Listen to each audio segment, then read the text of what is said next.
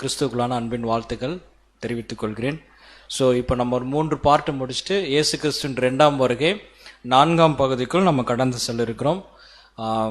Almost ரொம்ப time ஆனதுனால சில விஷயங்கள் உங்களுக்கு ஸ்பீடப் பண்ணிகிட்டே நான் உங்களுக்கு போகிறேன். நம்ம மெயின் கண்டென்ட் மட்டும் எடுத்து என்ன பண்ணலாம்னா கொஞ்சம் டீட்டெயிலாக பார்க்கலாம், சரிங்களா? ஸோ நமக்கு நல்லா தெரியும் அவர் வருவது யாருக்குமே தெரியும். இதெல்லாம் நம்ம படிச்சுட்டு வந்திருக்கிறோம். ஸோ இயேசு கிறிஸ்து பார்த்தீங்கன்னா அவர் வருகிறது பார்த்தீங்கன்னா நிறைய ஸ்டேஜஸ் இருக்குது. ஸோ நிறைய ஸ்டேஜ்னு சொல்லுங்கும் போது 3 விதமான ஸ்டேஜ் இருக்குது. அதிகப்படியான சத்தியம் வெளிச்சம் அங்கே உண்டாகும். அதே மாதிரி பார்த்தீங்கன்னா எச்சரிப்பு சத்தம் உண்டாகும், மிகுந்த உபத்திரம் உண்டாகும். அதே மாதிரி அடையாளத்தின் மூலமாக தான் இயேசு கிறிஸ்து வந்துட்டார் என்பதை நம்ம என்ன பண்ண முடியும், கண்டுபிடிக்க முடியும். மாம்ச கண்களால் என்ன பண்ண முடியாதுங்க, பார்க்க முடியாது. சார் என்ன சொல்லிட்டார், அத்தி மரத்தையும் பாருங்க, அத்தி மரம் துளிர் விடுகிறதையும் பாருங்க அப்படின்னு சொல்லிட்டார். ஸோ 3 படிநிலைகள் நம்ம டீட்டெயிலாக பார்த்துட்டோம். பருஷியா, எபிஃபனியா, அதுக்கப்புறம் ஆப்கலிப்ஸ் கிளியராக பார்த்துட்டோம். ஸோ கடந்த பகுதியில் கூட என்ன பார்த்தோம்னா பருஷியா ஸ்டேஜில் தேவனுடைய பிள்ளைகள் என்னென்ன செய்ய வேண்டும் என்பதை நம்ம கிளியராக பார்த்து முடித்தோம். அப்போ எபிஃபனியா ஸ்டேஜில் என்ன, பிள்ளைகளுக்கு மட்டும் தெரியும்படி அவர் என்ன பண்ணியிருக்கார், அங்கே வேலை செய்தார் என்பதை நம்ம பார்க்கின்றோம். ஸோ அதே மாதிரி எபிஃபனியா அப்படின்னு பார்க்கின்ற பொழுது இதை மட்டும் நம்ம ஞாபகத்தில் வைத்துக் கொள்ளலாம். பாடத்தின் இறுதியில் நமக்கு வரும். ஸோ பெருஷியா அப்படிங்கிறது நள்ளிரவு ஒரு 12 மாதிரி. எபிஃபனியா ஸ்டேஜுங்கிறது அதிகாலை 5 மணி. ஆப்கலிப்சிஸ்ங்கிறது காலை 7 மணி. சூரியனே இருங்க வெளியே வந்துடும், எல்லாரும் என்ன பண்ணிடுவாங்க, சூரியனை பார்த்து 5 மணிங்கும் போது சூரியன் வெளியே வர மாதிரி தெரியும், ஆனால் வெளியே வராது, இருட்டாக தான் இருக்கும். இப்போ நம்ம ஸ்டேஜில் என்ன இருக்கும், அந்த சூரியன் வெளியே வருவதற்கு முன்பாக சபை என்ன பண்ணணுங்க, எடுத்து கொள்ளப்பட வேண்டும், சரிங்களா? இப்போ நாம் கண்டுபிடிக்க வேண்டியது என்னன்னு கேட்டீங்கன்னா அந்த நள்ளிரவு, அதுதானுங்க, அதுதான் கொஸ்டின் மார்க். ஸோ ஒரு பாயிண்ட் மட்டும் நம்ம கண்டுபிடிச்சோம், என்னன்னா ஸோ அவருடைய நள்ளிரவு எப்படியாக இருக்கும் அப்படின்னு பார்க்கிற பொழுது கிபி 1844 கிபி 1948க்குள்ளாக ஆண்டவர் இயேசு கிறிஸ்துவோடைய பிரசனம் வந்திருக்கும் அப்படின்னு சொல்லிட்டு நம்ம பார்த்தோம். ஆனால் எதை கண்டுபிடிக்கவில்லை என்றால் எந்த வருஷம் என்பதை நம்ம என்ன பண்ணலைங்க, கண்டுபிடிக்கவில்லை. ஸோ இந்த பகுதியில் அது எந்த வருஷம் இருக்கும் என்பதை நாம் கண்டுபிடிச்சிடலாம். கண்டுபிடிக்க வேண்டும் என்றால் நாம் யார்கிட்ட போக வேண்டும், அங்கே வந்துருச்சா, ஓகே பரவாயில்லை. யார்கிட்ட போனால் கரெக்டாக இருக்கும், தானியல்கிட்டே போய் என்ன பண்ணிடுறாருன்னா நம்ம கேட்டுடலாம்.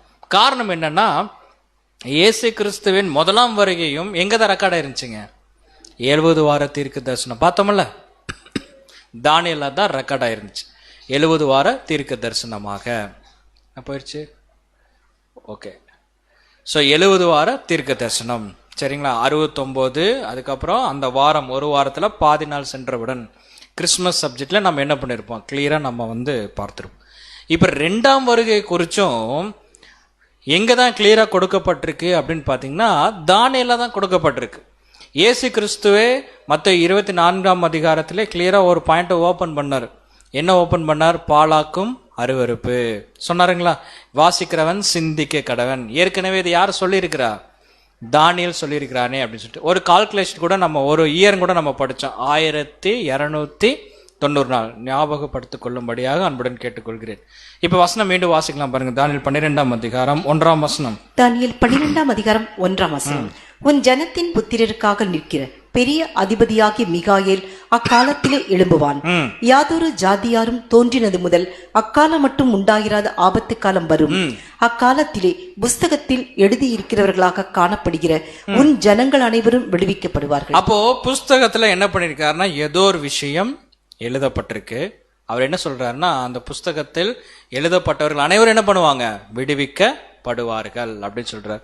ஸோ யார் வந்திருக்கிறார், அக்காலும் ஜனத்தின் புத்திரருக்காக நிற்கிற பெரிய அதிபதி யாருங்க, மிகாயேல். ஸோ மிகாயேல் யார் அடையாளப்படுத்தும், ஆண்டவராகிய இயேசு கிறிஸ்துவை அடையாளப்படுத்தும், சரிங்களா? மிகாயேல் அப்படின்னா நம்ம ஏற்கனவே பார்த்திருக்கிறோம், தேவனை போன்றவர். மிகா பிளஸ் ஏல், ஏல்னா தேவன், சரிங்களா? அப்போ ஒரு பெரிய அதிபதியாக மிகாயேல் சொல்லுகின்ற பொழுது ஆண்டவராகிய இயேசு கிறிஸ்துவின் 2ஆம் வருகை வந்திருக்கும் போது என்ன உண்டாகுமாமா, மிகப்பெரிய உபத்திரவம். இதை தானியேல் சொன்னது அதே விஷயத்தை இயேசு கிறிஸ்துவும் சொல்லியிருக்கிறார். பாருங்க மத்தேயு 24ஆம் அதிகாரம் 21ஆம் வசனம். மத்தேயு 24ஆம் அதிகாரம் 21ஆம் வசனம். ஏனெனில் உலகம் உண்டானது முதல் இதுவரைக்கும் சம்பவித்திராததும் இனிமேலும் சம்பவியாததுமான மிகுந்த உபத்திரவம் அப்பொழுது உண்டாயிருக்கு. சோ தானியேல்ல என்ன ரெக்கார்ட் ஆயிருக்கோ அதை இயேசு கிறிஸ்து என்ன பண்றாங்க, ரிவீல் பண்றார்.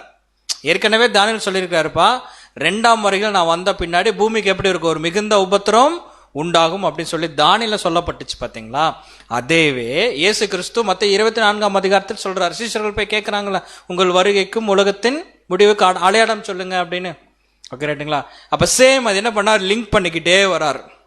அப்ப தானியேல் 12ஆம் அதிகாரம் என்ன சொல்லுது, வாசிங்க. தானியேல் 12ஆம் அதிகாரம் 4ஆம் வசனம்.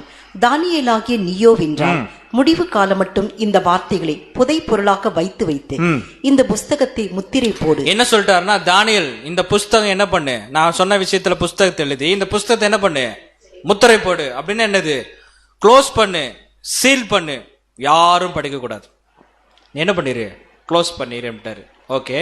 அப்பொழுது அநேகர் இங்கும் அங்கும் ஓடி ஆராய்வார்கள். அப்ப என்னாகும், அப்பொழுது அநேகர் எங்க ஓடுவாங்களாமா, இங்கும் அங்கும் ஓடி என்ன பண்ணுவாங்க, ஆராய்வார்கள். அறிவும் பெருகி போகும் என்றான். நம்ம இன்னும் முடிக்கல. இங்கும் அங்கும் ஓடி என்ன பண்ணுவாங்களாமா, ஆராய்வார்கள். எதை ஆராய்வாங்க,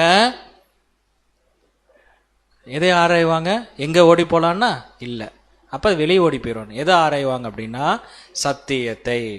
நம்ம ஃபர்ஸ்ட் சப்ஜெக்ட்ல பார்த்தோம்னா கர்த்தருடைய புஸ்தகத்தை தேடி வாசிங்க, ரிசர்ச், ரீ அண்ட் சர்ச்.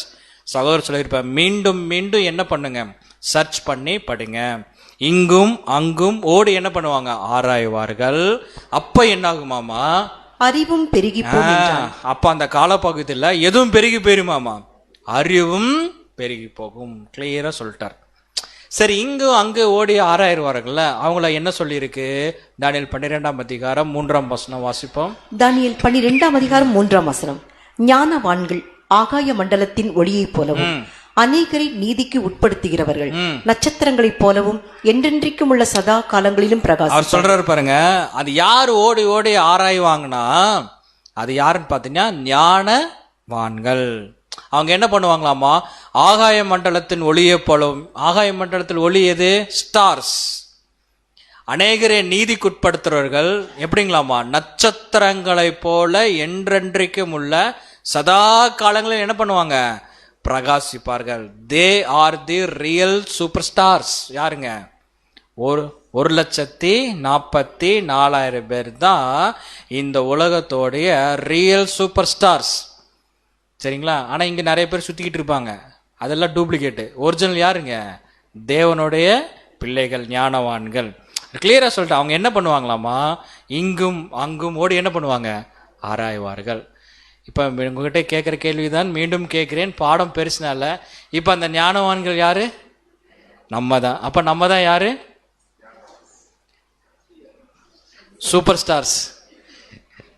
ஞானவான்கள் யாரு, நம்ம தான். நம்ம யாரு, ஞானவான்கள். கரெக்டாக தான் இருக்கு. நம்ம தான் யாருங்க, சூப்பர் ஸ்டார்ஸ், ரியல் ஸ்டார்ஸ். தேவனுடைய பரல் ஆராய்ச்சி செய்யணும். சரிங்களா. ஆராய்ச்சி அப்படியே திறந்து வச்சுட்டு அப்படியே உட்காந்துடக்கூடாது, படிக்க வேண்டும், தியானிக்க வேண்டும். கர்த்தர் என்ன சொல்றாருன்னா அதை கீழ்ப்படியும். ஒரு பாட்டு கிளியர் பண்ணிட்டாரு.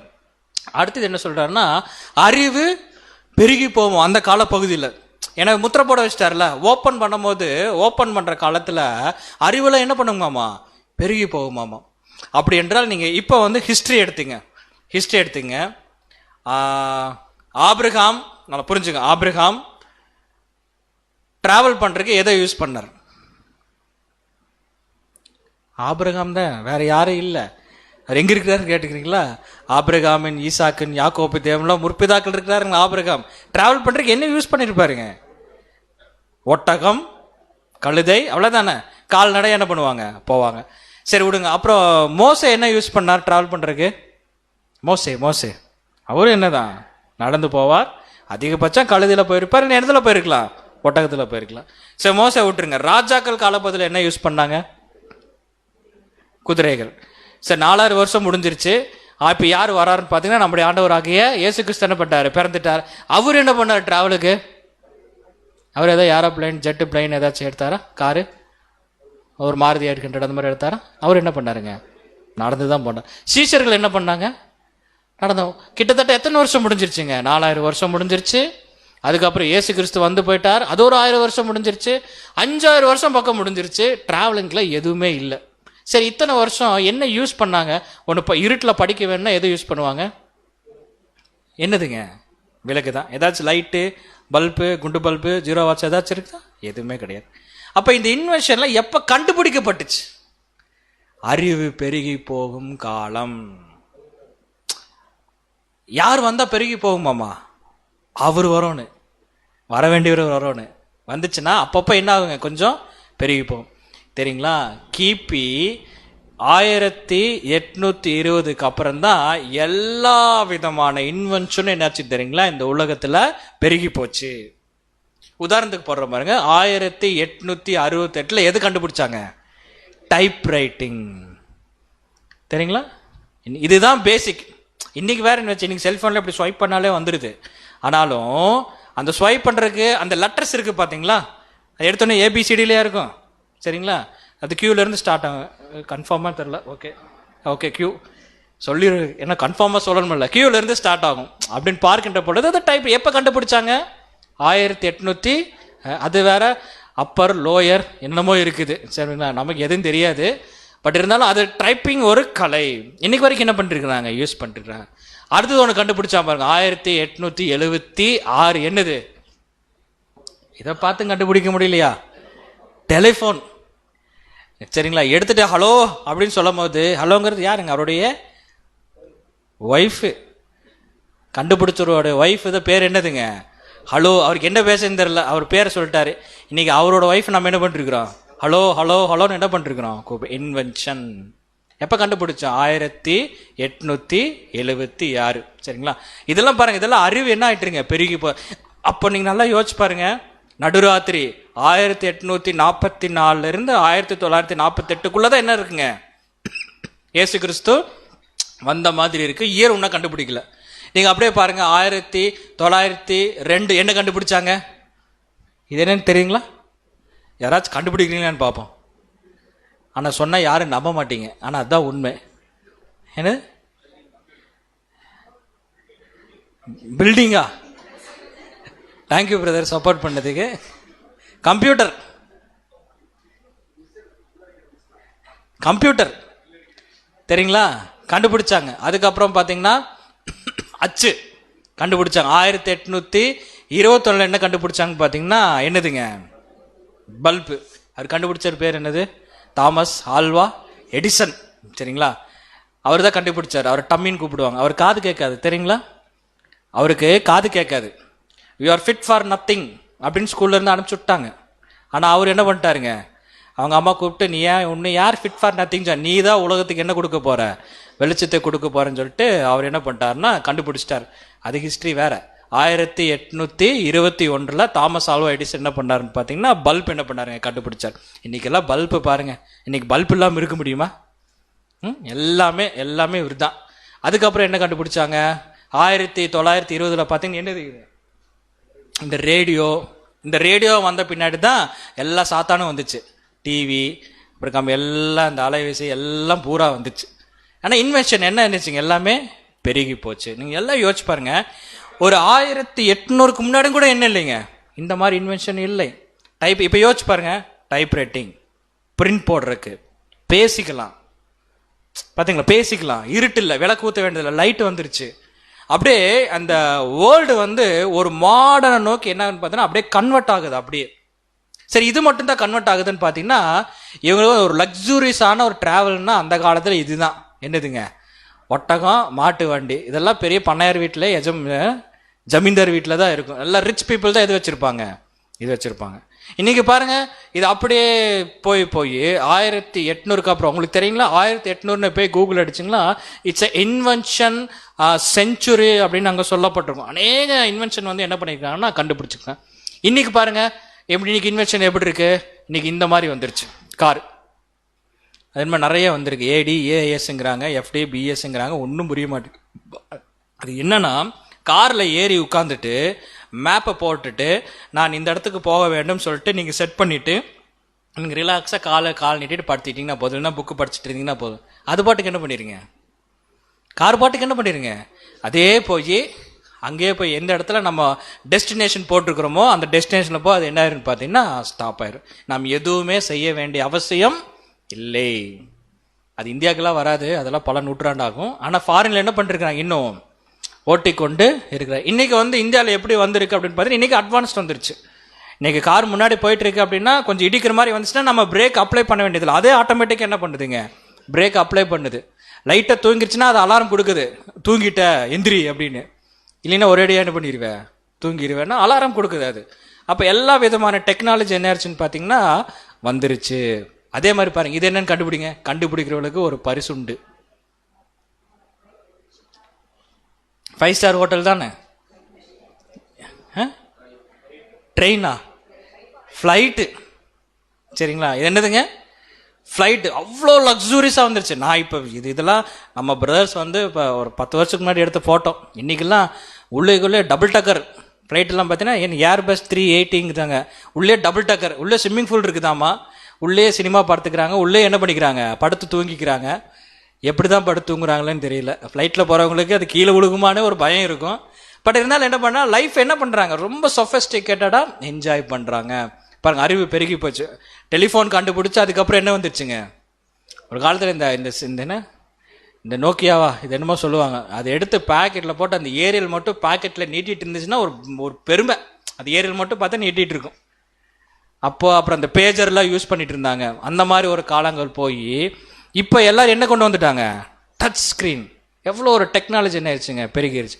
இன்னும் அட்வான்ஸாக என்ன போயிடுச்சுன்னு பார்த்தீங்கன்னா டச் ஸ்க்ரீன் கூட இல்லை, அதே எப்படி கண்ணிலே நீங்கள் என்ன பண்ணலாம் தெரியுங்களா, அப்படியே ஆப்ரேட் பண்ணலாம்.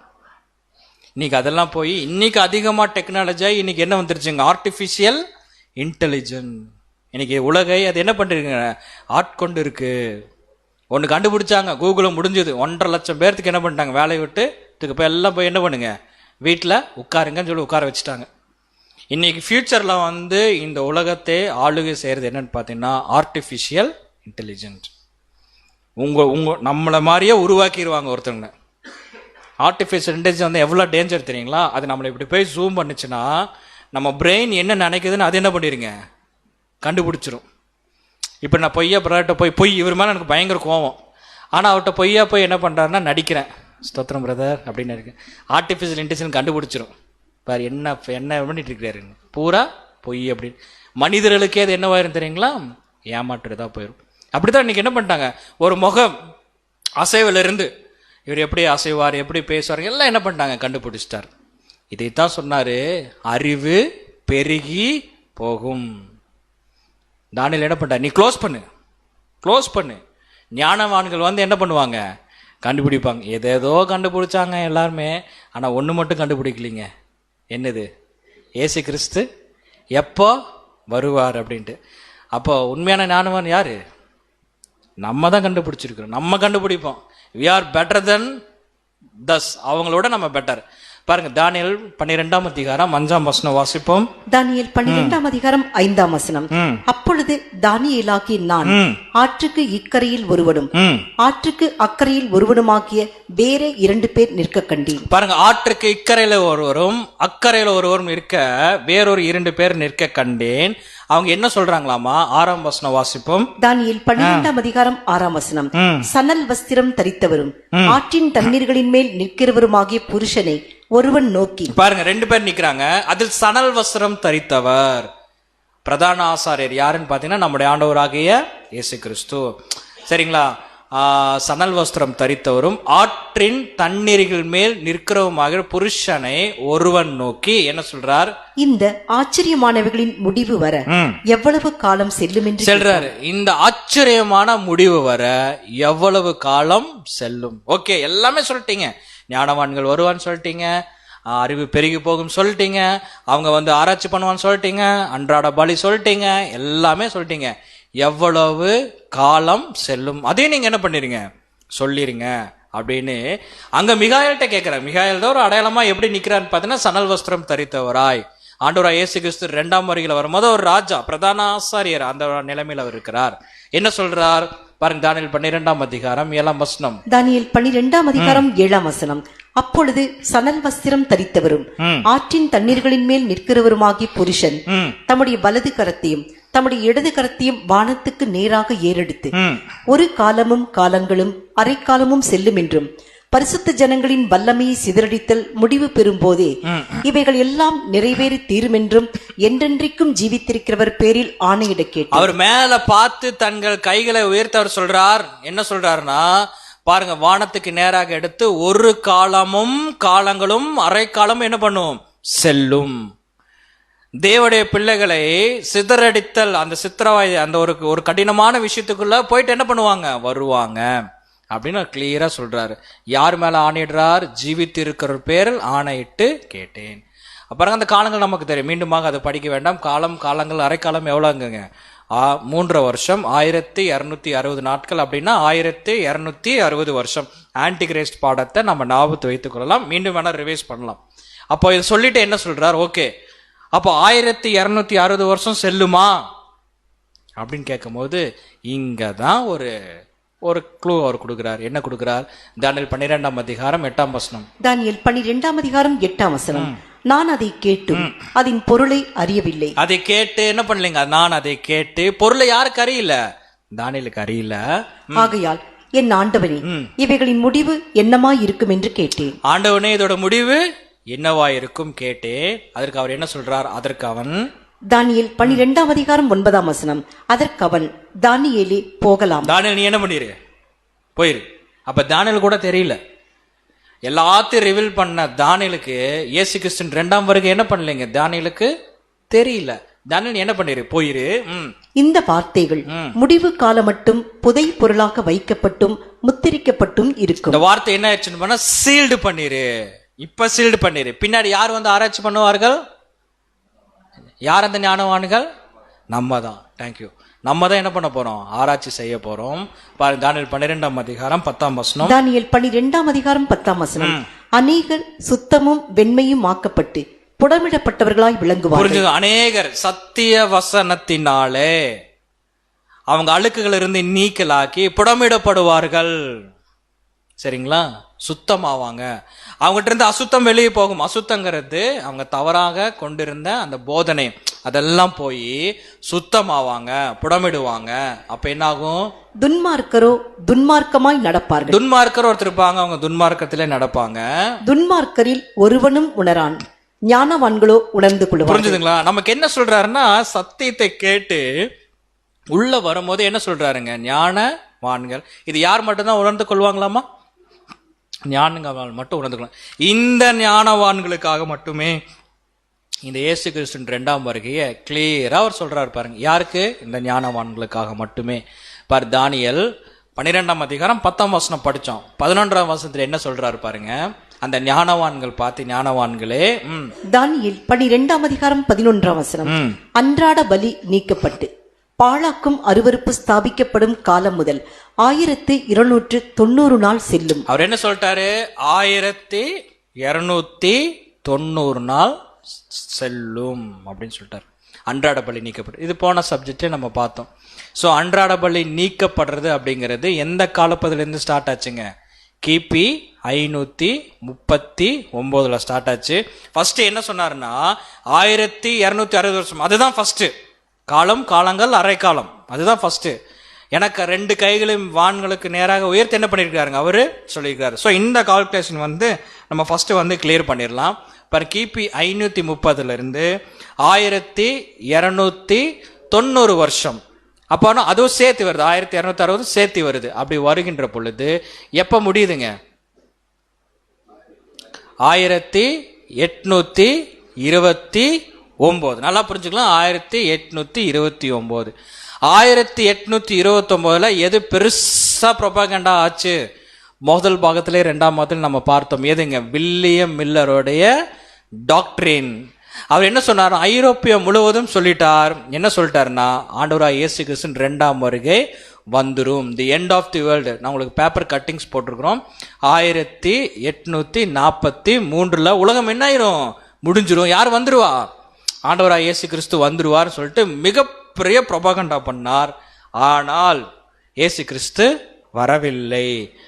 ஏன் என்றால் மணவாளன் வர்றது என்ன ஆயிடுச்சுங்க, தாமதமாயிருச்சு. ஸோ இவங்க என்ன கணக்கு போட்டாங்கன்னா, பாலக்கு மறுவறுப்பு 539 தான்.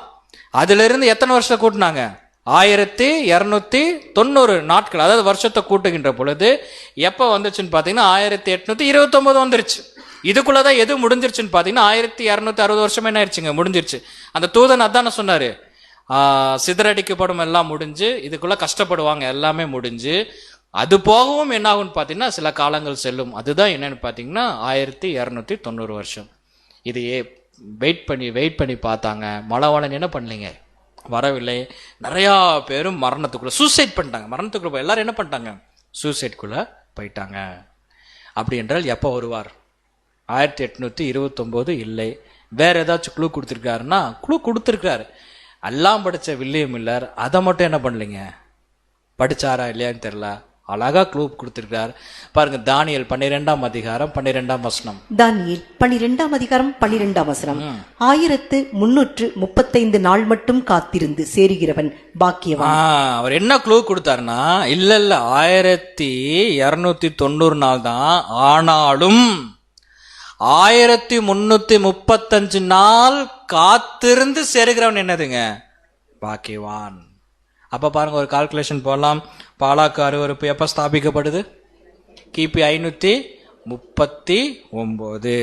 அப்போ காத்திருக்க வேண்டிய நாட்கள் எவ்வளோ, 1335. 1290 கிடையாது, காத்திருக்க வேண்டிய நாட்கள் எவ்வளோங்க, 1335. 1335 வருஷம்.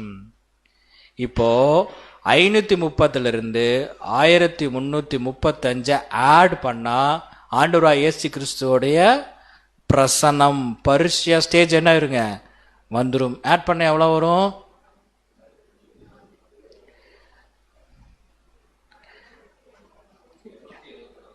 1000 எல்லாம் 9 இந்த மைண்ட் 5 இந்த ஹேண்டு மாதிரியே போயிட்டு இருக்கு. டக்குன்னு பார்த்து சொல்லிடுறானே, பார்த்தா பார்த்த 4 1 ஓகே 7 சகோதரர் சொல்லிட்டா 18 எவ்வளவுதுங்க, கிபி 1874 யாருடைய பிரசன்ஸ் வந்துருச்சு, ஆண்டவராக இயேசு கிறிஸ்துவின் 2ஆம் வருகையுடைய பிரசன்ஸ் வந்து இருத்தல், பரிசியா ஸ்டேஜ். அவர் அந்த பரிசியா ஸ்டேஜ்ல யாருக்காச்சும் தெரியுமா, யாருக்குமே தெரியாது. அப்ப என்ன நடக்கும்னு பாத்தீங்கன்னா உயிர்த்தெழுதல் அங்க நடக்கும் சொல்லி நம்ம பார்க்கின்றோம். ஸோ 2ஆம் வருகையுடைய பிரசன்ஸ் எப்பங்க, கிபி 1874.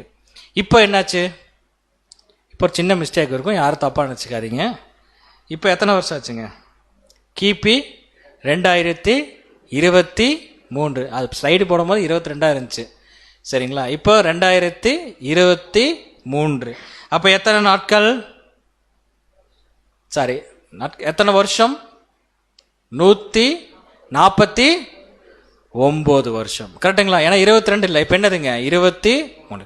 அப்போ ஆண்டவராய் இயேசு கிறிஸ்துவோடைய பிரசனம் இந்த பூமிக்கு வந்து எத்தனை வருஷம் ஆச்சுங்க, 149 வருஷம் ஆச்சு. அதனால தான் இவ்வளவு இன்வென்ஷன், இவ்வளவு கண்டுபிடிப்புகள். 6 வருஷம் கண்டுபிடிக்காத எல்லாமே இந்த 200 வருஷத்துல என்ன பண்றாங்க, கண்டுபிடிக்கிறாங்க. இது யாருக்கு சொன்னார் தெரியுங்களா, தானியேலுக்கு ஏற்கனவே சொல்லிட்டார். இன்னும் இன்வென்ஷன் என்ன ஆகும் தெரியுங்களா, அதிகமாக போகும். இன்னைக்கெல்லாம் டிராவலிங் வந்து எப்படி பிளான் பண்றாங்க சரிங்களா. இன்னைக்கெல்லாம் நம்ம புல்லட் ட்ரெயின் அப்படிங்கிறாங்க, ஏறி உட்காந்து புல்லட் ட்ரெயின்ல ஏறி உட்காந்து 500 கிலோமீட்டர் வேகத்தை 1.5 மணி நேரத்துல என்ன பண்றாங்க, டிராவல் பண்றாங்க. அதெல்லாம் இன்னைக்கு போய் அட்வான்ஸ்ட் லூப் அப்படிங்கிறாங்க. லூப்ல ஏறி உட்காந்துட்டா 500 கிலோமீட்டர் டிராவல வெறும் 25 நிமிஷத்துல என்ன பண்ணிடலாமாமா, 25 நிமிஷத்துல 500 கிலோமீட்டர் என்ன பண்ணிடலாம், டிராவல் பண்ணிடலாம். இங்கிருந்து நம்ம சென்னை போகணும்னா அந்த லூப்ல ஏறி உட்காந்துட்டு அப்படி மொபைல் யார் மெசேஜ் அனுப்பிச்சுக்கிறா அப்படின்னு பார்த்துட்டு க்ளோஸ் பண்ணும்போது எங்க வந்துடும், சென்னை வந்துடும் சரிங்களா. அவ்வளோ டெக்னாலஜி என்ன பண்ணிட்டாங்க, கண்டுபிடிச்சிட்டாங்க. காரணம் என்னன்னா அறிவு பெருகி போகும் சரிங்களா. என்ன நடந்திருக்குன்னா, கிபி 1829 கிறிஸ்துவின் 2ஆம் வருகை பற்றிய சத்தியம் கண்டுபிடிச்சிருச்சு, அதுல எந்த மாற்று கருத்து இல்லை. ஆனால் மணவாளன் வர்றதுக்கு என்ன ஆச்சுன்னு பாத்தீங்கன்னா தாமதம் ஆயிருச்சு. தோழிகள்லாம் அப்படியே படுத்துட்டாங்க. திடீர்னு நடுராத்திரியில யார் வந்துட்டாங்க, மணவாளன் வந்துட்டார். எப்போ? 1874. வேதத்தில் சொல்லப்பட்ட நடுராத்திரி அவருடைய பிரசனம். நல்லா தெரிஞ்சுங்க, அவருடைய பிரசனம். கொஞ்சம் கொஞ்சமா he will bind the சாத்தான். வானத்துல இருக்க எல்லா சனையிலும் சுருட்டி என்ன பண்ணுவாங்க? வீசுவார். எல்லாத்தையும் செஞ்சு முடிச்சு கிளியர் பண்ணிட்டு தான் தன்னை அவர் என்ன பண்ணுவார்? நான் வந்துட்டேன் அப்படிங்கறத உலக ஜனங்களுக்கு என்ன பண்ணுவாருங்க? ரிவீல் அவர் பண்ணுவார். Okay right. இப்ப இயேசு கிறிஸ்துவோடைய பிரசனம் இந்த பூமிக்கு எப்ப வந்துச்சுங்க? 1874. Okay right. இப்ப எல்லாத்துக்கும் ஒரு கேள்வி வரும், சரி வந்தவர் என்ன பண்ணிட்டு இருக்கிறார், நமக்கு என்ன பண்ணிட்டு இருக்கிறார் அப்படிங்கிறத கொஞ்சம் பார்த்தோம். ஆனா இருந்தாலும் அதுக்குரிய டீட்டெயிலும் பைபிள்ல கொடுக்கப்பட்டிருக்கு. என்னன்னு பாத்தீங்கன்னா 5 அப்பம் 2 மீன்கள். இந்த சம்பவம் நம்ம நல்லா பார்த்திருப்போம். 2 இடத்துல கொடுக்கிறார். முதல்ல வனாந்தரத்துல கொடுக்கிறார், அடுத்தது எங்க கொடுக்கிறாருன்னு பாத்தீங்கன்னா மலையில அவர் கொடுக்கிறார். என்ன நடக்குது? மத்தேயு 14 அதிகாரம் 22 வசனம் வாசிப்போம். மத்தேயு 14 22 வசனம். இயேசு ஜனங்களை அனுப்பி விடுகையில் தம்முடைய சீஷர்கள் படகில் ஏறி தமக்கு முன்னே அக்கறைக்கு போகும்படி அவர்களை துரிதப்படுத்தினார். இப்ப இயேசு கிறிஸ்து மலை மேல நிக்கிறார், ஜனங்கள் எல்லாம் கீழே போயிட்டாங்க. சீஷர்கள் என்ன பண்றாங்க? நீங்க படகுல ஏறி என்ன பண்ணுங்க, இந்த கரையில இருந்து அக்கறைக்கு போயிருங்க அப்படின்னு அவர் சொல்றார். இயேசு கிறிஸ்து எங்க இருக்கிறார்? இயேசு கிறிஸ்து எங்க இருக்கிறாருங்க? மலை மேல நிற்கிறார். மலை எதை குறிக்கும்? ராஜ்யத்தை அடையாளப்படுத்தும். 2ஆம் வருகையில வரும்போது அவர் என்னவாதான் வராருங்க? யூத ராஜ சிங்கம், ராஜாதி ராஜாவாதான் அவர் என்ன பண்றாருங்க? வரார். ராஜ்யத்துல ராஜாவா வரார். இப்போ ஒரு அடையாளத்தை அவர் என்ன பண்ணேன்னா இங்க செய்து காட்டுறாரு சொல்லி நம்ம பார்க்கின்றோம். பாருங்க மத்தேயு 14 அதிகாரம் வசனம் 23 24. மத்தேயு 14 அதிகாரம் 23 24 வசனங்கள். அவர் ஜனங்களை அனுப்பிவிட்ட பின்பு தனித்து ஜெபம் பண்ண ஒரு மலையின் மேல் ஏறி சாயங்காலமான போது அங்கே தனிமையா இருந்தார். அதற்குள்ளாக படகு நடுக்கடலிலே சேர்ந்து எதிர்காற்றாய் இருந்தபடியால் அலைகளினால் அலைவுபட்டது. இப்போ இயேசு கிறிஸ்து சீஷர்கள் நடுக்கடல தத்தளிச்சிட்டு இருக்கிறாங்க. இயேசு கிறிஸ்து எங்க இருக்கிறார்? மலை மேல இருக்கிறார். புரிஞ்சுங்களா? இப்ப சீஷர்கள் தத்தளிச்சிட்டு இருக்கிறாங்க. அங்க என்ன ஆச்சுன்னு பாத்தீங்கன்னா எதிர்காற்றாய் இருந்தபடியால் அலைகள் என்ன பண்ணுச்சுங்க? அலைவு பட்டது. அப்ப ஷேக்காயு பயந்துட்டு இருக்கிறாங்க. அப்ப என்ன நடந்திருக்கு? மத்தேயு 14 அதிகாரம் வசனம் 25 26. மத்தேயு 14 அதிகாரம் 25 26 வசனங்கள். இரவின் 4ஆம் ஜாமத்திலே இயேசு கடலின் மேல் நடந்து அவர்களிடத்திற்கு வந்தார். அவர் கடலின் மேல் நடக்கிறதை சீஷர்கள் கண்டு கலக்கமடைந்து ஆவேசம் என்று சொல்லி பயத்தினால் அலறினார்கள். சீஷர்களுக்கு புரியல வர்றது யாருன்னு இயேசு கிறிஸ்து அவங்க என்ன பண்ண முடியல, அறிந்து கொள்ள முடியவில்லை. இதுல முக்கியமான பாயிண்ட் பாருங்க, எத்தனாவது ஜாமத்துல வராராமா? 4ஆம் ஜாமத்துல வராராமா. அதுக்கப்புறம் அண்டர்ஸ்டாண்ட் பண்ணிட்டாங்க இது யாருங்க வந்தது? நம்முடைய ஆண்டவராகிய இயேசு கிறிஸ்து. இதுல பாருங்க ஒரு சார்ட் உங்களுக்கு போட்டிருக்கிறேன். சோ 1ஆம் ஜாமம், 2ஆம் ஜாமம், 3ஆம் ஜாமம், 4ஆம் ஜாமம். தெரியுதுங்களா? இப்ப 1ஆம் ஜாமம் டைம் என்ன போட்டிருக்குங்க? மாலை 6 மணி முதல் இரவு 9 மணி வரை. 2ஆம் ஜாமம் டைம் இரவு 9 முதல் நள்ளிரவு 12 வரை. 3ஆம் ஜாமம் என்னது? நள்ளிரவு 12 முதல் அதிகாலை 3. சரிங்களா? 4ஆம் ஜாமம் என்னன்னு பாத்தீங்கன்னா அதிகாலை 3 முதல் காலை 6 மணி. ஆல்மோஸ்ட் இது என்ன ஸ்டேஜுங்க? எபிஃபனியானா என்ன ஸ்டேஜுங்க? எபிஃபனியா 5 மணி. கரெக்டுங்களா? எபிஃபனியா எத்தனைங்க? 5 மணி. இப்ப இயேசு கிறிஸ்து வந்திருக்கிறார் அப்படிங்கறத யாருக்கு மட்டும்தான் தெரியுங்க? சீஷர்களுக்கு மட்டும்தான் தெரியும். இந்த கரையில இருந்து அக்கறைக்கு போங்க, இந்த உலகத்துல இருந்து பரமகானானுக்கு போங்க, நடுக்கடலை தத்தளிச்சிட்டு இருக்கிறீங்க, பயப்படாதீங்க. இந்த வான சேனையும் இந்த பூமியும் நான் தான் என்ன பண்ணிருக்கிறேன்? அழிச்சு கொண்டிருக்கிறேன். ஆனா நீங்க என்ன பண்ணுவீங்க? பத்திரமா எங்க போயிருவீங்க? அக்கறைக்கு போயிருவீங்க. நீங்க பத்திரமா எங்க போயிருவீங்க? கானானுக்கு போயிருவீங்க, பரம கானானுக்கு போவீங்கன்னு சொல்லிட்டு நமக்கு ஒரு ப்ரொடெக்ஷன், நமக்கு ஒரு பாதுகாப்பு, நமக்கு ஒரு வழிநடத்தலை இங்க யார் செய்து கொண்டிருக்கிறாருன்னு பாத்தீங்கன்னா நம்முடைய ஆண்டவராகிய இயேசு கிறிஸ்து. இதை பார்த்துட்டு தான் பாருங்க 4ஆம் ஜாம் யார் கேட்டாருங்க? பேதுரு கேட்டார். என்ன கேட்டாரு? ஆண்டவரே நீங்க நான் என்ன பண்ணிடுறேன், நடந்து வரட்டுமா அப்படின்னு கேட்டார். வசனங்கள் வேகமா வாசிங்க சகோதரி. மத்தேயு 14 அதிகாரம் 27 28 வசனங்கள். உடனே இயேசு அவர்களோடு பேசி திடன் கொள்ளுங்கள். நம்ம சொல்றார் திடன் கொள்ளுங்கள், நான் தான், பயப்படாதிருங்கள் என்றார். பேதுரு அவரை நோக்கி, ஆண்டவரே நீரேயானால் நான் ஜலத்தின் மேல் நடந்து உம்மிடத்தில் வர கட்டளையிடும் என்றான். அப்ப சொல் நீங்க நான் கட்டளையிடுங்க, நான் என்ன பண்ணிடுறேன், நடந்து வரேன் அப்படிங்கிறாரு. நடந்து வந்தார். ஆனா காற்றும் அலைகளையும் பார்த்த உடனே என்ன பண்ணிட்டாருங்க, கீழே போயிட்டாரு. ஃபர்ஸ்ட் வந்துட்டார், டக்குன்னு ஏதோ பார்த்துட்டாருங்க, காற்றும் மழையும். இயேசு கிறிஸ்து பார்க்குற வரைக்கும் பிரச்சனை இல்லை. ஆனா காற்றும் மழையும் பார்த்த உடனே கீழே போயிட்டார். கீழே போன உடனே இயேசு கிறிஸ்து கை நீட்டி என்ன பண்ணிட்டாருங்க, பேதுருவை கூப்பிட்டார். ஸோ படகு எதுக்கு அடையாளமா இருக்கு, விசுவாசத்துக்கு அடையாளமா இருக்கு. பாருங்க 1 தீமோத்தேயு வசனம் வாசிக்கின்ற பொழுது, இந்த நல் மனசாட்சியின் சிலரை தள்ளிவிட்டு விசுவாசமாக கப்பலை என்ன பண்ணாங்க, சேதப்படுத்தினார். இன்னைக்கு இயேசு கிறிஸ்து வந்துட்டார் அப்படிங்கிற ஒரு டாக்டரின் தேவன் அவருடைய பிள்ளைகளுக்கு மட்டும்தான் கொடுத்திருக்கிறார். நீங்கள், அதாவது நம்மள சொல்ற, நீங்க சத்தியத்தை பார்க்கிற வரைக்கும் பிரச்சனை இல்லை.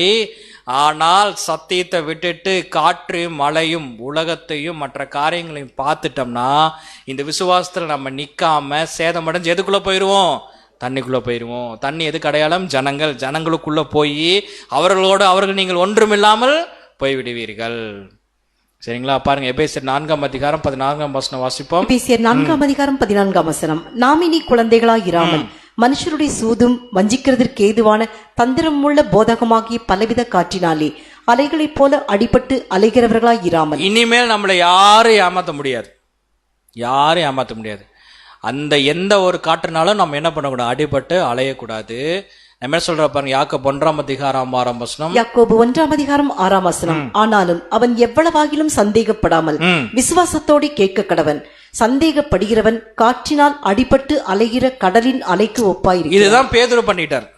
நம்ம இவ்வளவு தூரம் சத்தியம் கேட்டு திருப்பி என்ன பண்ணக்கூடாதுங்க, காற்றையும் அலைகளையும் பார்த்துட்டு பலவிதமான காற்றுக்குள் நம்ம என்ன பண்ணக்கூடாதுங்க, போகக்கூடாது. பலவிதமான போதனைகளை நம்ம கேட்கணும். ஒரே சத்தியம்தான், அது தேவன் நமக்கு வெளிப்படுத்தி விட்டார். கடைசியாக 2 வசனங்கள் பார்த்து நம்ம நிறைவு செய்வோம். அப்போஸ்தலர் 27:22. அப்போஸ்தலர் 27:22. ஆகிலும் திட மனதாய் இருங்கள் என்று இப்பொழுது உங்களுக்கு தைரியம் சொல்லுகிறேன். கப்பற் சேதமே அல்லாமல் உங்களில் ஒருவனுக்கும் பிராணச்சேதம் வராது. கடைசியா பவுல் டிராவல் பண்ணி போயிட்டு இருக்கும் போது என்னாச்சுன்னு பார்த்தீங்கன்னா, அங்க கப்பல் சேதம் வந்துருச்சு. எல்லாரும் தண்ணிக்குள்ள போயிட்டாங்க. அப்ப பவுல் சொல்றாரு, யாரும் கவலைப்படாதீங்க, கப்பல் போனா போகட்டும், பிராணச்சேதம் உன்னாக தூதனே என்கிட்ட வந்து சொல்லியிருக்கிறார் அப்படிங்கிறார். அப்படி என்றால் என்னன்னா, என்ன நடந்தாலும் சரி இந்த விசுவாசத்தில் நாம் உறுதியா இருக்கின்ற பொழுது நம்முடைய ஜீவனுக்கு எந்த ஒரு சேதமும் ஆகாது. ஏன்னா நம்ம கூட இருக்கிறவர் யாருங்க, இந்த உலகத்தை ஜெயித்தவர் நம்ம கூட வந்து இருக்கிறார், நம்முடைய ஆண்டவராகிய இயேசு கிறிஸ்து.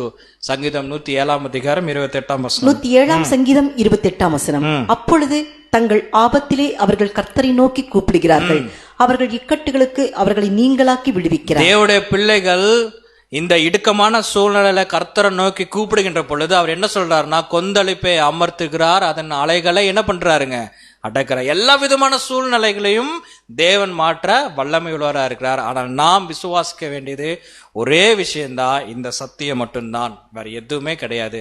பாருங்க சங்கீதம் 107:30. 107 சங்கீதம் 30. அமைதல் உண்டானதின் நிமித்தம் அவர்கள் சந்தோஷப்படுகிறார்கள், தாங்கள் நாடின துறைமுகத்தில் அவர்களை கொண்டு வந்து சேர்க்கிறார். சரி, பாத்தீங்களா, அவர்கள் நாடின துறைமுகம், நம்ம நாடின துறைமுகம் எது தெரியுங்களா, கானான் தேசம். இந்த கானான் தேசம் அதாவது பரலோகம். இந்த பரலோகத்துல நம்ம போய் சேர்றதுக்கு யார் நம்ம கைப்பிடிச்சே கூட்டிட்டு போறாருங்களாமா, நம்முடைய ஆண்டவராகிய இயேசு கிறிஸ்து. எங்கிருந்து கூட்டிட்டு போறார், பரலோகத்துல இருந்த அங்கிருந்து வந்து நம்ம கைப்பிடிச்சு என்ன பண்றாருங்க, சந்தோஷத்தோட பரலோகத்துல கூட்டி கொண்டு சேர்க்கிறார் என்பதை நம்ம பார்த்து விட்டோம். ஸோ கடைசியா நம்ம பாடத்தை நிறைவு செய்வோம். ஆண்டவராகிய இயேசு கிறிஸ்துவின் 2ஆம் வருகை எப்ப வந்துச்சுங்க, 1874 வந்து என்ன பண்ணிட்டு இருக்காருன்னா, உலக ஜனங்களுக்கு ஒவ்வொரு விதமான காரியங்களை அவர் செய்து கொண்டிருந்தாலும் தேவனுடைய பிள்ளைகளை அந்த நாடின துறைமுகத்துக்கு அவர் என்ன பண்றாருங்க, கொண்டு போய் சேர்க்கிறார் என்பதை நம்ம தெளிவாக பார்த்துள்ளோம். தேவன் தாமே இந்த வார்த்தைகளை நமக்கு ஆசீர்வாதமாக தருவாராக. ஆமேன்.